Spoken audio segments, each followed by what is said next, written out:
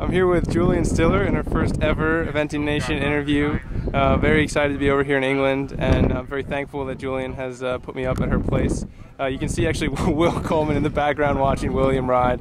Learned a few things. But anyhow, sorry Julian, you rode 2 horses today in the 3-star, Axel Rose and Enjoy Me. Start with Axel Rose. How was that test?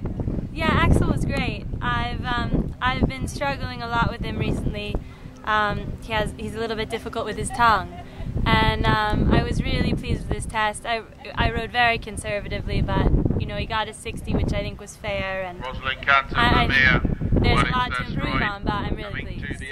Good. And how about Enjoy Me, Ernie? How was he? Or Elmo, I'm sorry. Elmo. Yeah. Elmo is an amazing horse, and probably the best horse I've ever had. And I rode him in a snaffle today, which I haven't done before at this level, and he got away from me a little bit in some of the canter. But he's a great horse. It's great every time I get to ride him. So I think, you know, it wasn't his best test, but it's fantastic to have a horse that does a bad test and gets a 48. So I really can't complain. Yeah, exactly. And what's the history of that horse a little bit? Can you catch us up? He was produced to intermediate by Dirk Schrader, and I rode him last season. He was very successful at 2-star. The end of the season, he was 4th in the 2-star at Gatcombe and 2nd in the 2-star at Osberton.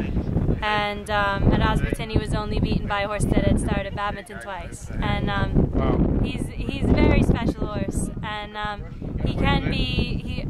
When I first got him, he was very difficult cross country. It took me a while to get on with him. This spring, he made a very green mistake at Bramham, and we had quite a bad fall. And but he's such a good horse. He always tries. He always is trying to figure out what you want him to do so that he can do it. And it's so amazing when you get a horse like that just on its own, and to have one that moves, you know, like Elmo. He could be a pure dressage horse, and he's an amazing jumper, and he's probably the fastest horse in my yard. And I feel really lucky. I'm really excited about him in the next few years. Fantastic. Have you walked the cross country course, and what are your thoughts from that? Yeah, I walked it. A lot of it's the same as last year. There are a few things that are different, but it looks like it'll ride really well.